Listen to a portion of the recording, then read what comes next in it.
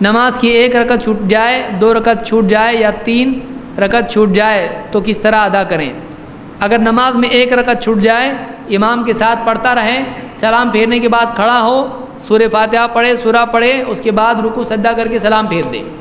2 رکعت چھوٹ جائیں تو یہ اتحیات میں شریک ہوا تھا یا اس کے پہلے، اور 2 رکعت چھوٹنے کے بعد جب امام کے ساتھ سلام پھیرے گا تو اس کی 2 ہو گئیں، کھڑا ہو کے 2 پڑھے جیسی نارملی 2 پڑھتا ہے اور سلام پھیر دے۔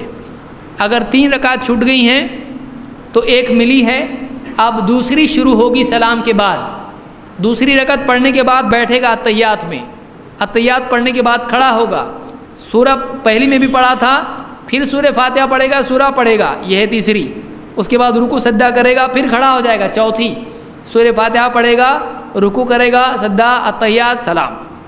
پھر سے سنیے،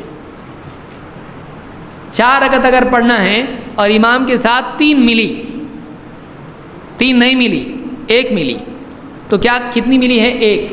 اب کون سی رکعت شروع ہوگی سلام کے بعد؟ دوسری میں سورہ فاتحہ سورہ پڑھے گا اور اس کے بعد رکوع سجدہ کرے گا۔ دوسری کے بعد کیا کرنا پڑتا ہے؟ اتحیات پڑھے گا، اتحیات سے کھڑا ہو جائے گا۔ اس کی سورہ فاتحہ کے بعد کتنی صورتوں میں سورت پڑھا اس نے؟ 1 ہی بار۔